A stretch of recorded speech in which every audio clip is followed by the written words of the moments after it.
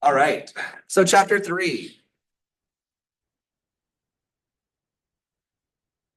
When does food, what is food cost? When you hear the word food, we've talked about food costs, right? For the first chapters, 1 and 2. We keep throwing around this phrase, food cost, food cost. What does that mean?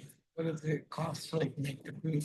What it costs us to make the food, right? What it costs us to buy the ingredients to make the food, right? So the other things that we talk about beverage cost, the cost for us to make the beverages. Labor cost is the cost related to serving the food, preparing and serving the food. So when do they use those ingredients become part of our food cost? Then we put it into the food, right? When we put it in production. Yeah, production, yes. If it's not in production, it's not part of our food cost. Okay? So those ingredients only become part of our food cost when it's in the production for food to be sold. Okay? And so, you got my notes page. On your notes page, number 2, I believe. Yes. Number 2 looks like this. You have a column and then it's divided into 2. Okay, so you got a column on the left-hand side and then it's 2. So what I want you to do is whatever is on this slide right now, I want you to write in this area. Okay, and then we're going to do an example number 1 and we're going to do an example number 2 side by side. So you can see the formula, you can see all the information here, and then we can apply it to the examples. Okay, so whatever's on this screen, that's what you're going to write in that left-hand column. I can't really see the other screen. I just want to make sure I'm about to write it right. So the beginning inventory, the purchase for the period, and ending inventory, that goes on the left side? Yes, that is correct. Okay. That is correct. All right. So we start with some inventory. Okay. And then we add all the purchases for that period. So whatever product we ordered during that period, it's going to add to our inventory. So we add it. We add that dollar amount. This becomes our total available inventory.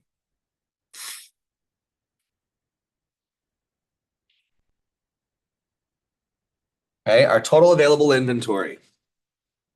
And then, because if we go back to our inventory, whatever product is left over in there, we subtract that, and that gives us our cost of goods sold.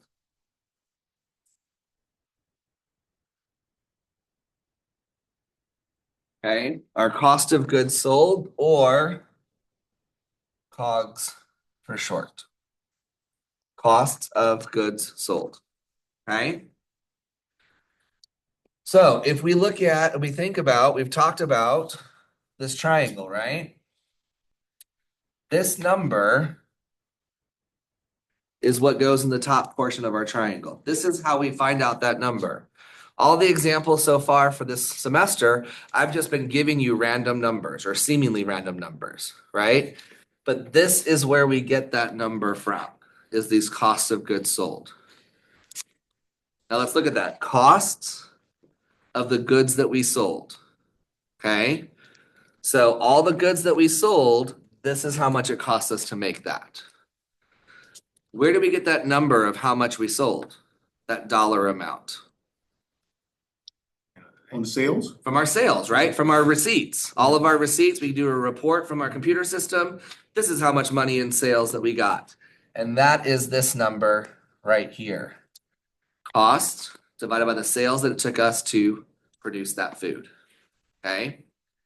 Now, it's kind of a little somewhat confusing because it's cost of goods sold. Let's see how I'm going to phrase this. if I overproduce something and it goes bad and I have to throw it away, did I sell that product? No. No, I did not sell it, but it's still going to take an account into this cost. So that's how I'm able to figure out with my percentage, am I on track or am I not if I'm not on track? Okay. So I know it says cost of goods sold, but really it's the cost of all the ingredients during that period of time. We may not have sold it. Maybe it went bad and we had to throw it away.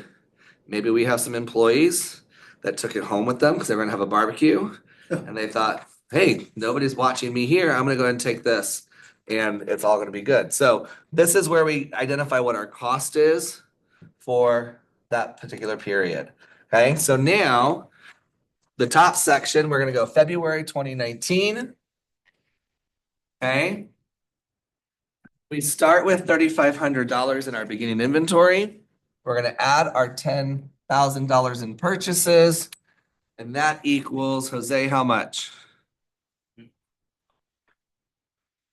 3,500 plus 10,000.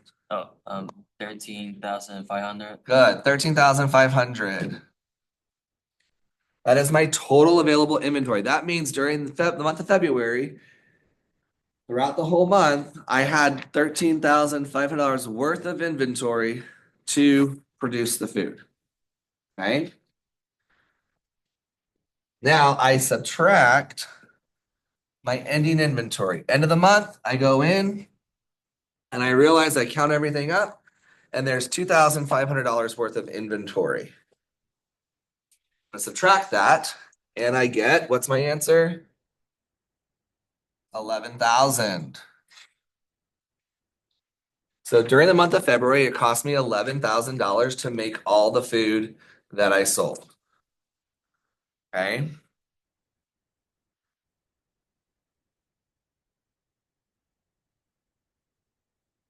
Also good. Cost of goods, yep. So let me give you a visual. Right over here on these shelves right over here behind the desk. Okay.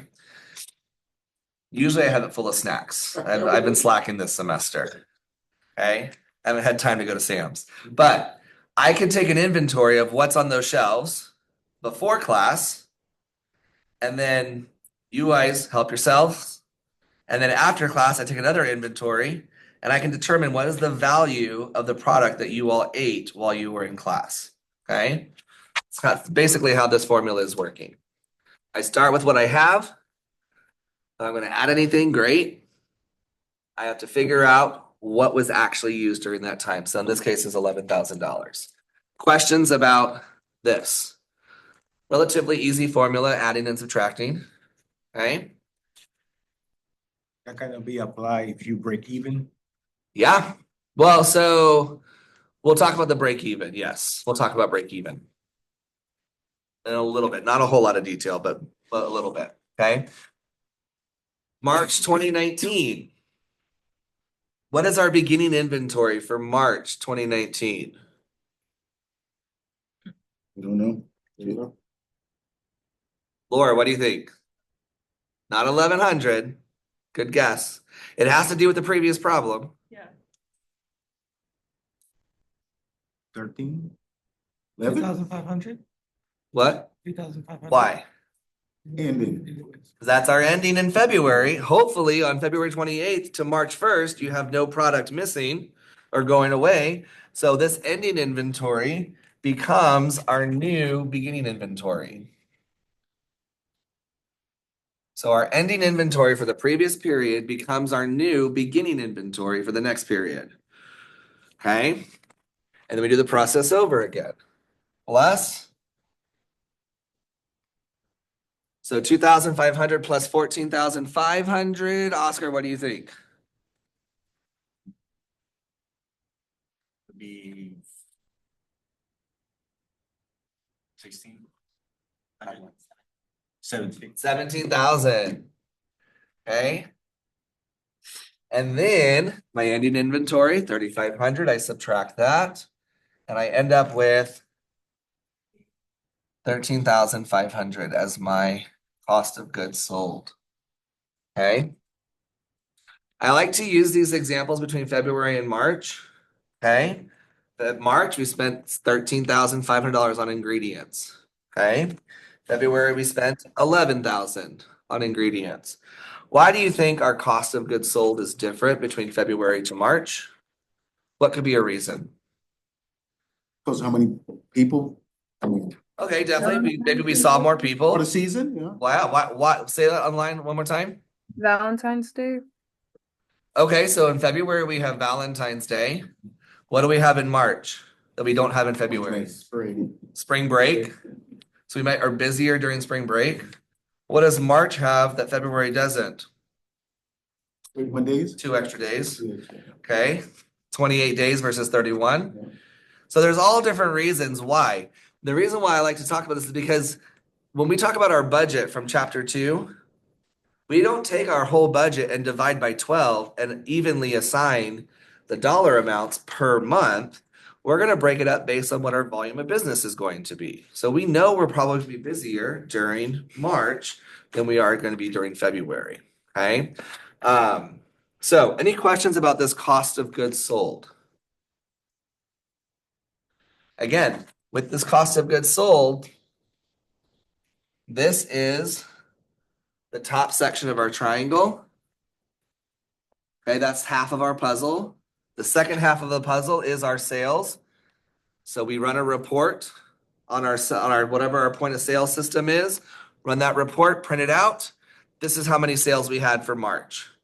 Then I can figure out what my percentage is. And does my percentage align with what I budgeted, or is it out of line with what I budgeted? Okay. So analyzing that type of data and those types of reports is really important. Now, to keep things really even and make sure we know where everything's going, we want to transfer that dollar amount, okay, to make sure that we're keeping good records. So one of them is food to bar. Food to bar. When is food ingredients considered part of a beverage cost? I saw, they're separate, isn't it? When I saw that. So food and beverage are separate costs, right? But when can a food ingredient Oh. be part of a beverage cost? When you serve in the bar. I caught the. Cherries. So cherries, good. They're used as a garnish for a beverage. Lemons. Lemons, absolutely. Yep. Peanuts. Olives. What's that? Peanuts. So, like, you mean like if you're putting like peanuts on the bar for free? Well, not for free. But I mean, the bar bought it. I mean, the restaurant bought it. Yeah. The restaurant bought it, but I'm thinking that food items are really part of beverage costs when they are in the production of a beverage. So even if those free peanuts that you put out on the bar, right? That's not free. It should be built in somewhere else, right? But that's still not part of a beverage cost. We're thinking when it's actually in the production of a beverage. Okay. Limes, lemons, good. So garnishes is the most common. Eggs and some of the shaking. Okay, yeah, you might use egg whites in a French 75. Delicious cocktail. Is it? Yes. Oh my gosh. I love French 75s. Not all of them have egg whites in them though. But some beverages, some cocktails have egg whites in it. Olives. Olives. Yeah. Pineapple. What's that? Pineapple. Pineapple. So a lot of different ways that those traditionally food items are in production of a beverage. Now, what's the opposite? Liquid ingredients, when are they in the production of food? Milk. Milk might be like if we're making gravy, Wine. wine for a wine sauce, beer for beer battered onion rings. So that is becoming, so beverage ingredients are part of food costs when they're in the production of a food item, a recipe for food. We buy the beer all together, but we want to maybe take that cost and split it between the bar and our food production. That will help us get a very accurate identification of what our food and beverage costs are. Does that take time? Absolutely. But when it comes to accounting and it comes to determining what your food cost percentage is and your beverage cost percentage is, great, it helps you a lot. Now, if you just do a food and beverage cost percentage and you don't have to worry, you don't want to break it out like we did at the end of chapter 2 with that budget, then you don't have to worry about it. Don't worry about doing transfers because everything is just food and beverage cost. It's all one big umbrella. Okay. The other one is That question was for number 5 when calculating transfers? number 4, number 5. Okay. Now, when number 5 on our, sorry, 3 and 4, that discussion was 3 and 4. Right, yes, sir. Yeah. So now we talk about transferring to other units. Okay. So I worked at Chester's Hamburgers through high school. That was my high school job at about a year after high school. Okay. And if I worked at the store that was in Universal City by Randolph Air Force Base. Okay. So I'm at work one day. The store on 410 and Broadway calls up our manager and says, "Hey, we've been really busier than we thought we were going to be, and I think we're going to run out of meat and buns. Do you have any extra that you can give me?" Okay. So they go back and they look, okay, this is how much I have left. This is how busy we've been. Yeah, I can give you 2 boxes of meat and 3 packages of buns. Okay. So then my manager says, "Hey, David, I need you to go take these 2 boxes of meat and 3 packages of bun over to store 4. Okay, great. I'll do that. Right. The cost of those 2 boxes of meat and 3 packages of buns, that cost has to be transferred to that other store, to that other unit. Because otherwise, what happens is they're really busy. They've got the sales, but they didn't pay for those ingredients. That's not part of their invoice. So it's going to look like their sales are super high and their costs are low.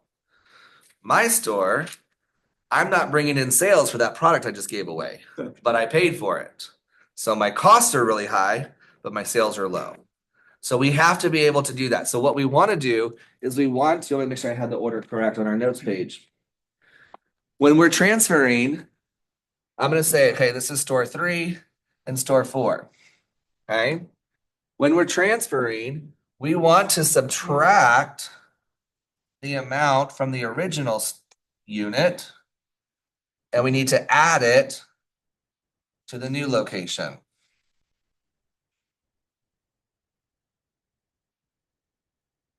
Same thing with the bar. So if that beverage, that wine, that bottle of wine costs something, I'm going to transfer that cost. I'm going to subtract that from the bar, and I'm going to add it to my kitchen, my food cost.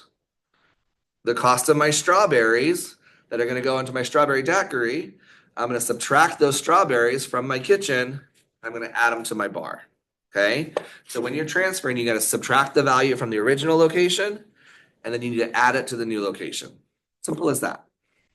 And that's going to help you keep your information a lot more detailed. All right, let's talk about standardized recipes. What is the root word of standardized? Standard. What is a value? What is a benefit of using, or why do we use standardized recipes? Consistency. Good. Consistency is one. What else? Yeah, so we can maintain quality.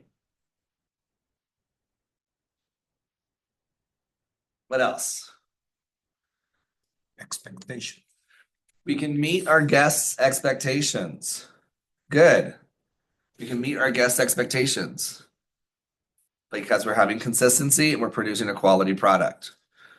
Okay.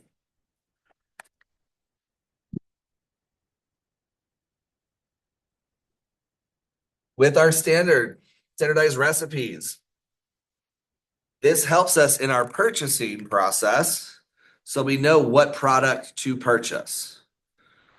Okay. Andrew, give me an ingredient, like just a general type of an ingredient that we work with in the kitchen. Beef.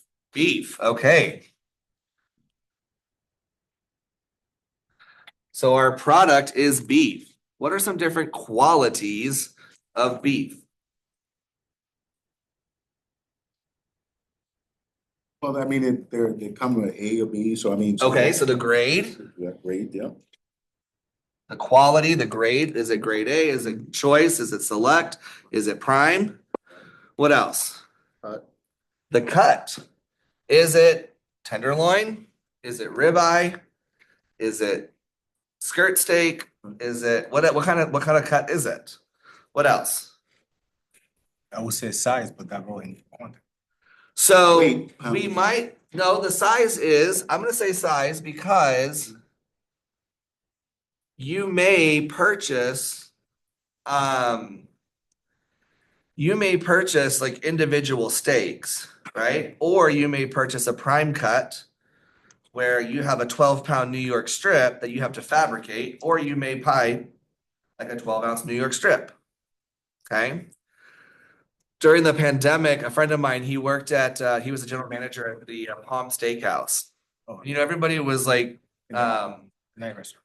what's that? It's a night, I've been there. It's a- Yeah, really good steakhouse. What's that at? It's downtown, but across from the Majestic. But because it's a really nice steakhouse, I mean, your steak is gonna run anywhere from like $75 to $90 a steak. I just envisioned that they had a prime cut and they were fabricating meat, right? So during the pandemic, restaurants were trying to figure out how do we keep business without having our dining rooms open. So they had like a palm to go type thing where you purchase this meal for $45 and they would just give you the steak and like a little bunch of asparagus and you could go home and cook your own whatever, right? And it was like a little like zip open, like, and I was like, $dollars more. I was like, that's crazy.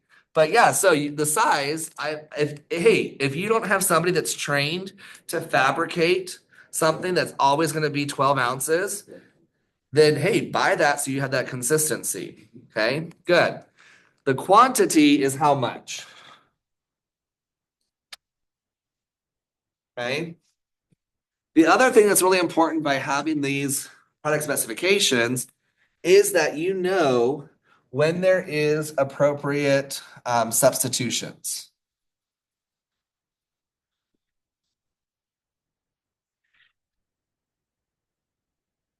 When you can make substitutes. If I'm making fajitas, does it matter what color the bell peppers are? I'm gonna toss with my onions. Yes. Maybe green, red. For appeal, yeah. Flavor wise, when you cook them, there's not a whole lot, and there is some difference. I know green bell peppers have a different flavor, but if red bell peppers are cheaper than green because they're on special, let me go ahead and buy those. I can save that cost, right? If we're making apple pie, where are my bakers at? Okay, if I'm making apple pies, what kind of apples do I want to use? It depends on the texture you're wanting. What's the usual standard for apple pie? Granny Smith. Granny Smith, absolutely, yes. Because Granny Smith has that tart flavor, real crisp, red delicious, yellow delicious. They're kind of mushy. They're not going to give you a good apple pie filling, right? So, what is an appropriate substitute? If something is not available, can you substitute this with this? Okay, so that's what our standardized recipes that allows us to tell us what can we substitute, what can we not. Okay, if I'm making baked potatoes, what kind of potatoes do I need? Like an Idaho russet, Russet, yeah. right? Am I going to use a red potato for a baked potato? No. No, not at all. So it tells me what I can. But if I'm making mashed potatoes, can I use russet or red potatoes? Yeah. Of course, right? So that's what our standardized recipe is all about. Okay, our portion size is going to be told on the recipe. Okay, what types of things do we typically portion by weight? Meat. Meats, mostly proteins. Good. Okay, yes. So I'm going to have a 12-ounce steak. I'm going to have a half-pound burger. Okay. So primarily proteins. What else? Anything else you think we can measure by weight? Flour. Yeah, so yes, but now we're think about like the final product. Oh, okay. Yeah, think about final product. What are we serving by weight? Portions? Yes, that's what so what kind of items are we portioning by weight? Have you ever been to like a deli where they put the little like container, they like load it up with like pasta salad or potato salad and they put it on a scale? Okay, so if you go to like, or if you, let's say you go to HEB, next time you're at HEB, go to like the prepared food section, and they have like that chicken salad, that rotisserie chicken salad. Turn it over and you'll see there's the cost per pound and then the weight, and then you pay that price based on how much that it weighs. Okay. So it's not always proteins. Sometimes sides can also be done by weight. What about volume? Space. Okay, volume is the space that something takes up. Good. So what do we? Liquids, yes. Primarily liquids. So what kind of liquid things do we serve? Juice. What's that? Drinks. Drinks? Yeah. Soups. Soup, absolutely. It could also be sides. So if we have a cup of beans, right? We could take that, fill that cup of beans. That's our volume. Okay, yes. Ice cream on that. Ice cream would probably be volume because that scoop has a specific volume. Yep. Unless you go to like a frozen yogurt place and there they do it by weight. Yeah. Yeah, right. So never get the gummy candy. That weighs so dense, it weighs too much. Okay. All right. And then count. What's that? How many portions? I mean, how many? Yes, but what things can we, when we're doing a recipe, what kind of things are we portioning by count? Sarah, what do you think? Like proteins too, like wings and stuff. Okay, yeah, good. So wings. And wings could really be weight or by count, right? You get 8 wings, 12 wings. So I'm gonna go ahead and put appetizers in general. Mozzarella sticks, whatever, right? You're gonna get a certain number of those items. Good. Anybody else? Any other things that we measure by count?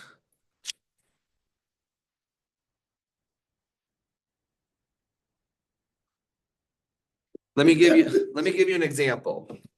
Okay. Here's my plate. By weight, I have my salad. So my salad greens are by weight. Okay. By count, oops. By count are my 3 tomato wedges. Oh, okay. I get it. Okay. Those are my 3 tomato wedges. That's count. What do you think I'm going to use for volume? Vinaigrette.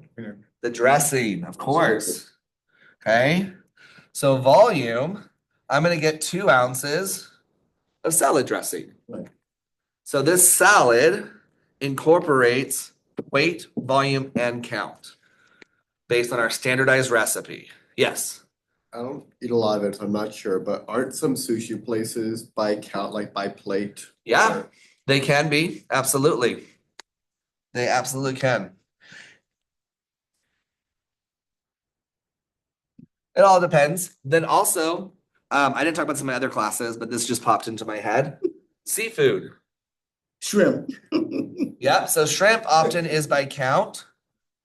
We also occasionally, I don't know the exact number, so please don't take this to count. Okay. A lot of times our seafood Oh, yeah, by the count, yeah. is measured, the size of our seafood is measured by how many count is in a pound. So things like shrimp, scallops, okay? So U10 means there's under 10 shrimp in 1 pound. 11 to 15 in 1 pound. 16 to 25 in 1 pound. So which one's the biggest shrimp? Jumbo. The jumbos, these U10 are the jumbo shrimp, okay? These are the jumbos. And then maybe these are the type of shrimp that you're gonna put in like a salad, or you're gonna put like in a shrimp Alfredo, right? Those are little tiny little shrimps. But then the U10, we're gonna put in like a shrimp cocktail, or maybe we wanna just put like 1 or 2 prawns on top of a bowl of pasta. So again, that's gonna tell you what your product specification is. What am I using it in my recipe for? And is there an appropriate substitution or not? Okay. All right, so we've talked about this bottom portion, but I want to highlight the volume and weight. What does it mean by volume and weight are not always equal? Stephanie, what do you think? Well, except like all the space and weight is just like when you scale it or something. Exactly. So volume is how much space it takes. The weight is what you actually weigh on the scale. So who can give me an example of volume and weight not being equal? Andrew. Flour when it's compacted versus loose. Yeah. Okay. So if I take 1 cup of flour, what is the volume of 1 cup? 8 ounces. 8 ounces. Yes. Thank you, David. 8 ounces is the volume of 1 cup. But does that flour weigh 8 ounces? No. No. Okay. And so if I take 1 cup of all-purpose flour and I take 1 cup of bread flour, is the weight going to be the same? No, No, it's not. Okay. You culinary and hospitality people, it's not the same. not the same. Why is bread flour heavier than all-purpose flour? I It's more dense. It has more gluten in it, right? I think that's what I think. It is. It is? Okay, good. I just want to make sure I'm on the right track. Okay, so volume and weight are not always equal. So anytime we see a volume measurement, we mentioned cups. What's another example of a volume measurement? Quarts, good.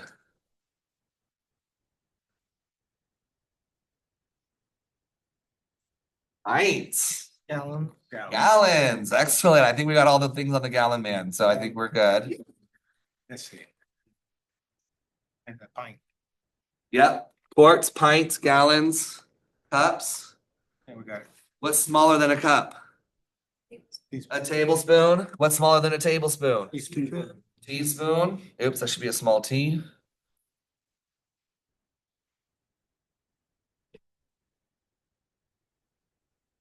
Okay, So that's all part of that. these are all volume measurements. Standardized. What is the volume of a tablespoon? Half an ounce. Half an ounce. Who is your basic skills teacher? Bloom. I'm gonna tell her you're doing an awesome job with your measurements. Okay, tablespoon is half an ounce if it is liquid. If it's a tablespoon of flour, that is not half an ounce. It weighs something different. Okay, and so in the project, we're gonna get lots of practice. And so whenever you see one of these measurements, I want you to ask your first question should be, is my ingredient liquid or is it dry? If it's liquid, then I know that 8 ounces are in a cup. If it's dry, I'm gonna give you a website that you can go to, put the information in, and it will tell you how much it weighs. Okay, it'll convert it for you. So you don't have to memorize all those conversions. Okay, so we're gonna skip this for right now because we'll come back to it during the project. All right, so this is the triangle on your paper. Where is my, there it goes. All right, this is the triangle on the back side.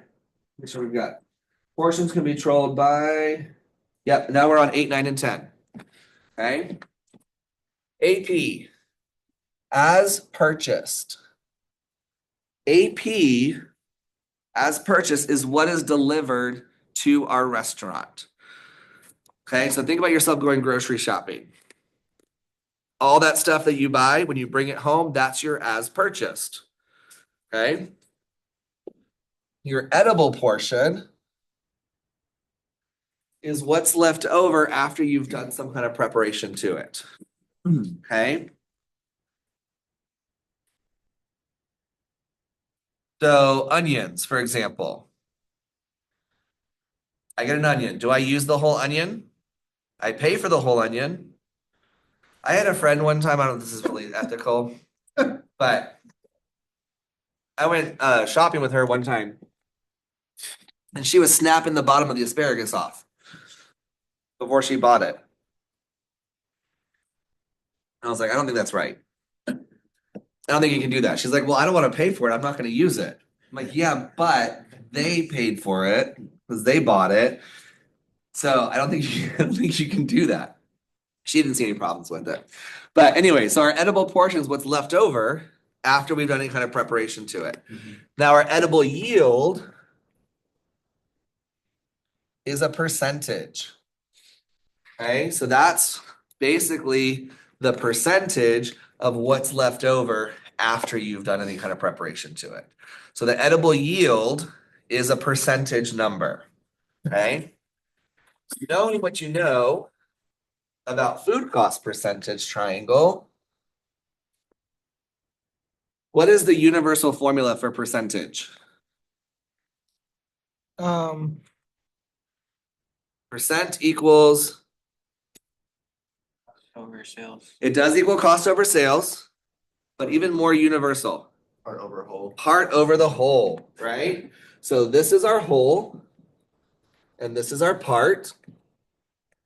So if percent is equal to the part over the whole, then we have EP at the top and AP on the bottom. Percent is equal to part over the whole. So the EP is what's left over, that's my part. The AP is the whole, what did I start with? Okay? So let's do a couple of examples. We are looking for our edible yield. So we're looking for edible yield, that's the percentage. We cover that up. What's left over?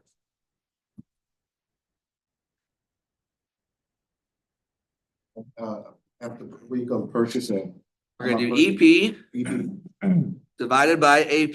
See that on our triangle right here?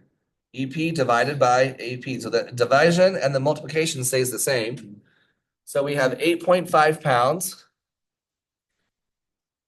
divided by 10 pounds. And that is equal to what? 0.8. So right, 0.85, and we know that is equal to 85%. Move that decimal place over 2. 85%. So think about a bell pepper. I bring it home, chop the tops off because I want it to be nice and even. So I have some really beautiful matchsticks and julienne for my salad, and they're all consistent, they're all beautiful. Do I throw away the tops and the bottoms? No. Use them in vegetable stock. I might use them in the vegetable stock. Good. Okay. The stem, the seeds, those weigh something. Did I use them? No. So that's where we're going to lose a little bit of product. Okay. Now, if I start with 25 pounds of bell peppers, let's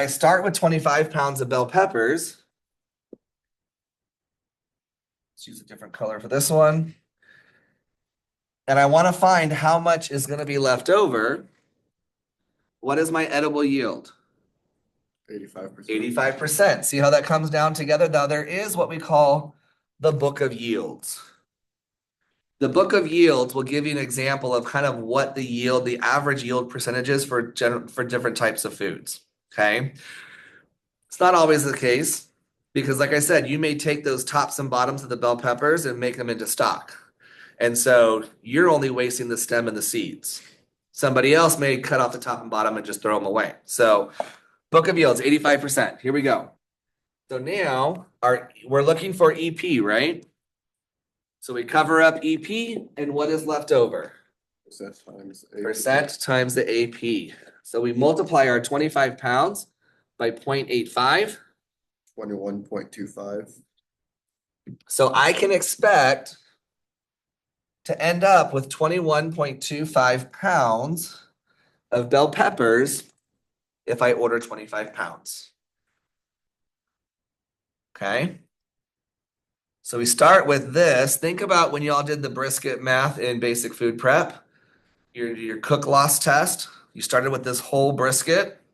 We trimmed it, we weighed the trimmings, and then we smoked it, and then you weigh it again to see how much product was lost in the water, weight, and all that kind of stuff. Okay, so we're doing that process. So my yield percentage is 85. Now, my edible portion, I can expect to get 21 pounds. But I can take it one step further. Some extra like that. Okay. How much do I need to order? If I need to end up with 35 pounds of bell peppers at the end, how much do I need to start with? So again, I have my 85%. If I'm looking for AP, I cover that up. And what's left over? EP divided by percentage. So I divide this 35 pounds by 0.85, and I get 41.1764, blah, blah, blah. 41.17, 17. okay? So I may go ahead and order 41 and a half pounds, 42 pounds. I can't order 41 pounds because then I'm gonna run out of product. Okay? Questions, comments, concerns about EP, AP, and yield percentage. Same triangle. Kind of helps you visualize the division and the multiplication. Okay? So on the 35 was divided by 0.85. Yes, 35 Percentage. divided by 0.85. Yes. Yep. Okay? Questions, comments, concerns about this? All right, the next two concepts we're gonna go through relatively quickly. So we were on 10? Yeah, we're done with the notes now. Okay. So 10 was. All right. You know what? No, we're not gonna do this one. I don't wanna rush too much. All right, so we are done with our notes page, but now want you to get the brisket math assignment.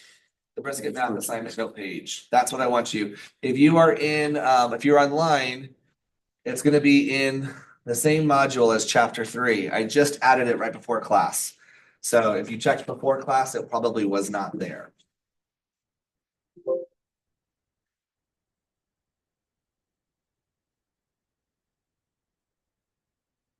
All right, so for this one, in the next 13 minutes, it's gonna be a little bit of a whirlwind, but that's okay.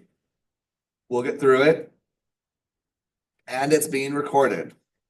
So you can always go back and rewatch. Now I've given you enough space between numbers because what I want you to do, I want you to visualize kind of a dotted line. Okay. On the top part, I'm going to give you the formula, the written out portion. And then right below it, I'm going to put the numbers into place. That way, when you go home, you'll have your notes page and you'll remember where those numbers came from. Okay. So with these three pieces of information, $2.50 per pound, 55% yield factor, and 1695, sorry, 4 pieces of information, 6 ounces. We'll be able to answer all of these questions. Okay. So here we go, 12 minutes, because I want to get it done before class is over. Question is, how many portions are in a 12-pound brisket? Now, again, I want you to write it exactly like this. Okay. So the brisket size times our yield factor percentage. That will give you your edible portion in pounds. Pounds in parentheses means in pounds. So my brisket size times my yield factor will give me my edible portion. Okay. Now, my serving size is in ounces. Do my units match? No. No. So how do I go from pounds to ounces? Fine. I'm gonna multiply. Yep, multiply by 16 ounces. Okay. That gives me my edible portion in ounces. And now that my units match, I can divide by my serving size. Okay. I can divide by my serving size. So right below it, I'm going to show you the math based on these numbers. So I have a 12-pound brisket times 0.55. That's my yield factor. I'm going to get 6.6 pounds. Now, again, I'm going through this relatively quickly, but that's okay because it's being recorded. And if you want to, you can always take a picture of what's up on the screen. Okay. So 6.6 pounds. Now I need to multiply that by 16 ounces. Get my calculator going. 105.6. Thank you. Well, you got You would think I'd have these numbers memorized. This is the third time I've taught this week. And then I divide that by my 6-ounce servings, 17.6. and I get 17.6 servings. That is my number of servings out of a 12-pound brisket. Okay. Now you can choose if you want to call this 17 servings or if you want to call it 17.6. We cannot make it 18 servings. We can't come up with brisket out of nowhere. Okay. So you can choose whether you want to have 17 servings or 17.6. On your homework where you see this, I will keep it, I've done the math for both, the whole number or the 17.6. So whatever you decide, that's what you're gonna go for, okay? So the next question, number 2, how much money in sales should he expect from a 12-pound brisket? Okay, I'm basically gonna take the number of servings and multiply it by my selling price.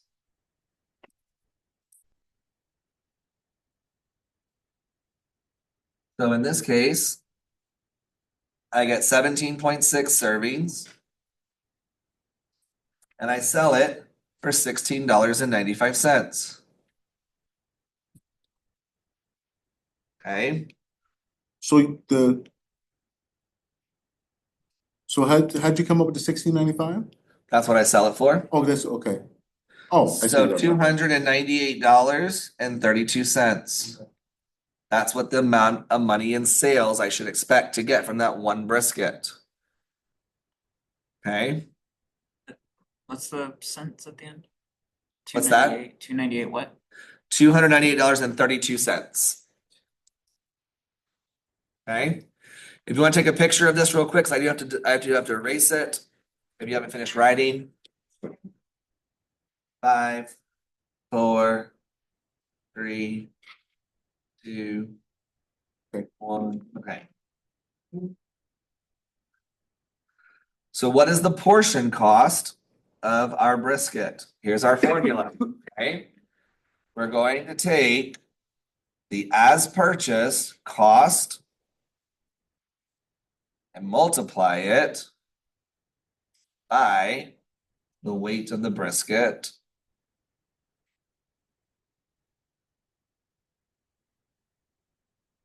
That's gonna equal our total cost. And then we divide by the number of servings. Okay. So my cost is $2.50 per pound. This is from the top, the directions at the top. Okay, that's where I get that $2.50 per pound. Multiply it by 12 pounds, I get $30. So this brisket cost me $30 to make. I divide it by the 17.6 servings. And I get $1. It's $1.17 or $1.71. 71. I think it's 71, yep. $1.71 per serving. Okay. Questions, comments, concerns about how I got $1.71? Basically, I take what the total cost of that brisket is and divide it by the number of servings I get. Number 4, food cost percentage. How do I find the food cost percentage? With my triangle, okay, good. Until it becomes second nature, that cost percentage is equal to cost divided by sales. I want you to draw your triangle. Cost, percent, sales. I'm looking for food cost percentage, cross that out. My cost is $1.71. What do I sell it for? $16.95. $16.95. My food cost percentage is 10.1%. Okay.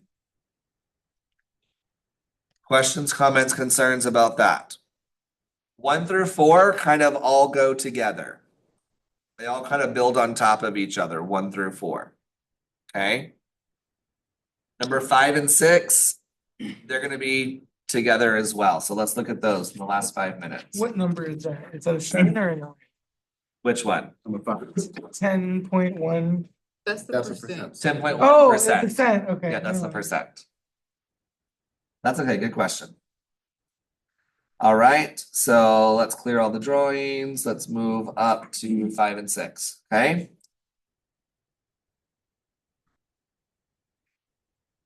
So we book a party for 250 people.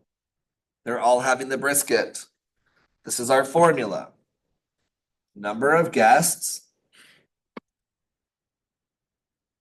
times the serving size.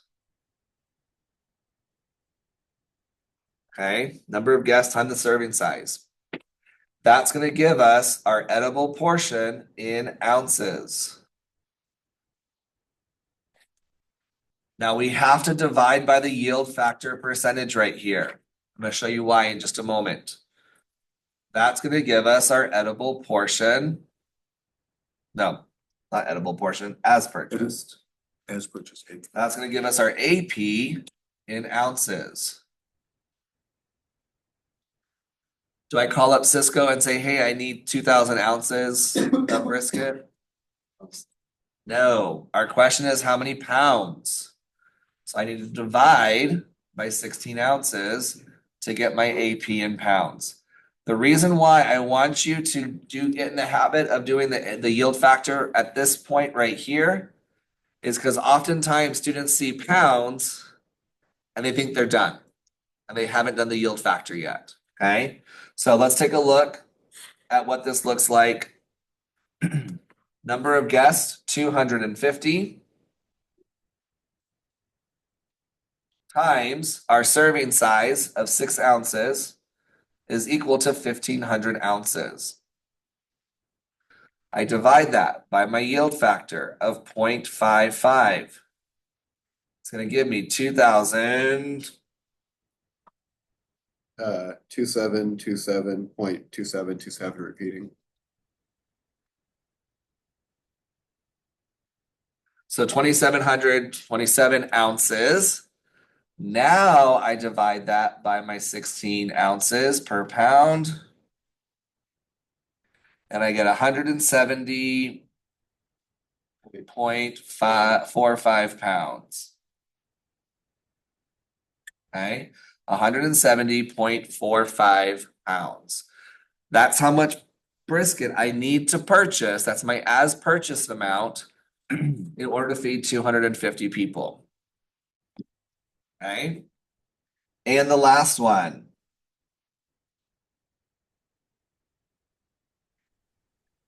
I'm sorry, sir.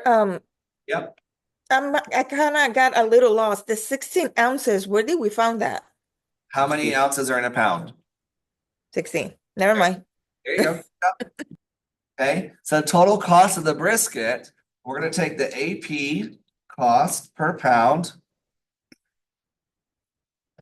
We're going to multiply it by the pounds needed. That's a horrible handwriting, sorry.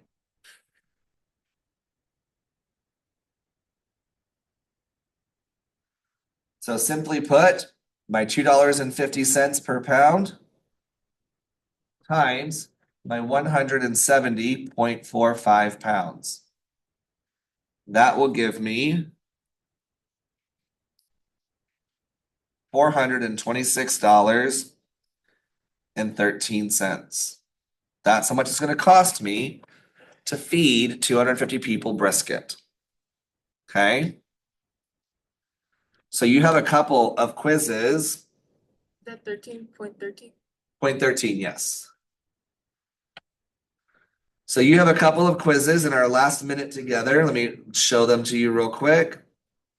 So we was finished with quizzes. Huh? No, I said we're finished with pre-class quizzes for right now. Okay, so the best place to look is on the home page because it's going to tell you what's coming up next. So next week on the 11th, you have the AP EPY percentage quiz. It's essentially a quiz that's going to help you using that triangle of EP to AP, okay? You're also going to have the chapter 3 quiz, okay? And the chapter 2 quiz.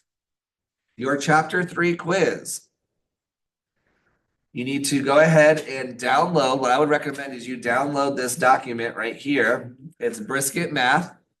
Same thing, different numbers, okay? When you come here to preview the quiz for chapter 3, I'm gonna show you what it looks like, okay? Multiple choice, some fill in the blanks. And then this is where we have our brisket math. So I've given you the actual, all the information with question number 1. How many portions are in a 15-pound brisket? Okay, so that's why I wanted you to write all the formulas out. So now you can just go and put the new numbers where they belong and follow that step by step. Okay? Questions, comments, concerns? All right, I will get this video posted before I leave this desk. And that way you'll have it to reference so you need it for the homework. All right, thank you all so much. Have a great weekend. I'll see you. Remember, next week for chapter 4, we're gonna cover it on both Tuesday and Thursday.